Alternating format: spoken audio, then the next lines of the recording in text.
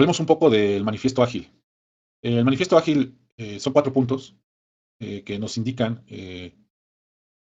las cosas importantes en las metodologías ágiles para los procesos de desarrollo de software, ¿sí? Y vamos a revisar uno por uno cada uno de ellos. El primero nos dice que el dividir las interacciones del equipo de desarrollo sobre los procesos y las herramientas. ¿Esto qué quiere decir? Que lo más importante es la comunicación entre los equipos de trabajo antes que seguir el proceso o usar alguna herramienta específica. En mi experiencia propia, cuando trabajé con metodología cascada, pues trabajamos de manera muy aislada, ¿no? El área de desarrollo, pruebas, operaciones, incluso los analistas. Era como una línea de producción. Hacían una etapa, cuando esa etapa terminaba, el producto que salía de ella pasaba a la siguiente, ¿no? Entonces la comunicación era muy poca, sino eso lo hacíamos por proceso, ¿no? Y teníamos herramientas donde decían, no, pues ya te subí ahí eh, el análisis que necesitas para hacer tu desarrollo, ¿no? Pero leías el documento y no entendías nada, ¿no? Entonces, a veces era muy difícil estar buscando, yo como desarrollador, estaba más joven, diciéndole, oye, pues explícame qué quiere decir aquí este punto, qué quiere decir este párrafo, la validación, cómo la hago, esto lo hago antes o después. Todo eso, pues en la metodología cascada era lo que dificultaba los desarrollos de software. Por eso en el manifiesto ágil indica claramente que primero la comunicación, ajá, y el proceso pues sí está muy bien, pero si el proceso no ayuda, lo más importante es la comunicación, ¿no? Y también están las herramientas que están como son parte del proceso, de la cadena de producción, pues tampoco son tan importantes, ¿eh? Esto no quiere decir que nos vayamos a saltar los procesos y a saltar las herramientas, simplemente que debemos de poner más énfasis en la comunicación y no ser de pronto un poco, ¿cómo decirlo? Rígidos en la cuestión de no querer trabajar con las otras personas porque no es que así es el proceso y si no lo entiende, pues ni modo. Eso es lo que la metodología ágil en este punto trata de indicar, ¿no? La colaboración entre todos. Después el siguiente punto, pues nos indica que el desarrollo de software debe de ser más funcional, antes que nada, en vez de tener una buena documentación. Igual, les platico mi experiencia. Yo cuando trabajé con metodologías cascada, pues una vez que se desarrollaba el software y en lo que seguía a la siguiente línea de ensamblaje que era pruebas, pues teníamos que empezar a documentar, ¿no? Y aventábamos páginas y páginas de documentos, de diagramas, de documentación que la verdad a mí en lo personal era, mucha de ella era inútil, ¿no? Como los diagramas de clase. Los diagramas de clase la verdad es que no aportaban mucho valor, ¿no? O algunos diagramas de secuencia como hacer un login, ¿no? Y sin embargo se tenía que documentar. Este punto, viéndolo desde el manifiesto, lo que indica es que el software funcione primero, ¿sí? Y después nos preocupamos por la documentación. Y después nos preocupamos no es que ya no vamos a generar documentación, sino hay que generar documentación de valor.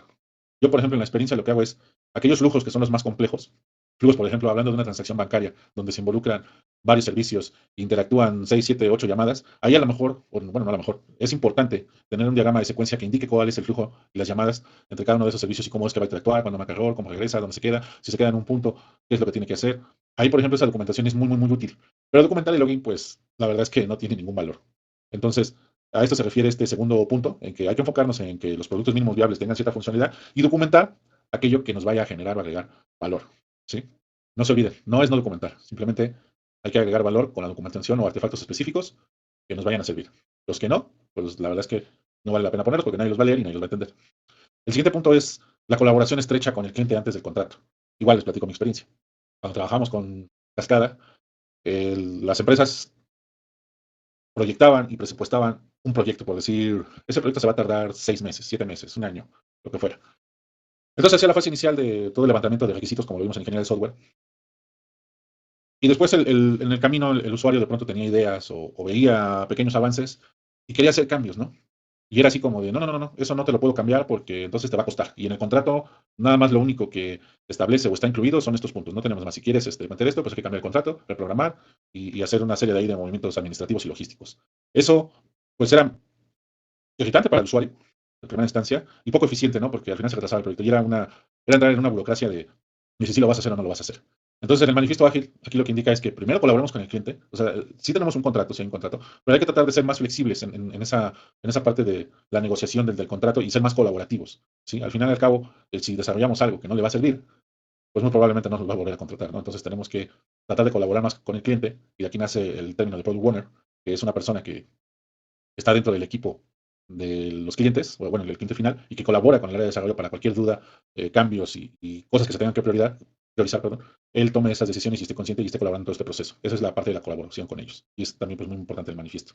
Y finalmente, pues como parte de la colaboración con el cliente, pues él va a estar solicitando cambios y modificaciones, ¿no? Entonces tenemos que tener la capacidad de poder responder a estos cambios, a pesar de que ya tengamos el plan de decir, no, esto iba a ser de tanto, tantos meses, tenemos que tener esa capacidad de respuesta de poder adaptarnos, ¿no? Tal vez lo que podemos hacer es decir, bueno, pues vamos a quitar y estas características por meter esta nueva, ¿no? Se negocia de esa forma porque también, pues es comprensible que no vamos a poder hacer todo, ¿no? Por más ágiles que seamos, pues no te puede ir en la lista, ¿no? Pero sí tenemos que ser flexibles en ese sentido y tratar de priorizar junto con el cliente qué es más importante o qué es lo que va a dar más valor de las características, ¿no? Entonces las características aquellas que no sean tan importantes, pues se van dejando en el backlog para un producto posible después o tal vez se descarten si ya no llegan a ser tan útiles.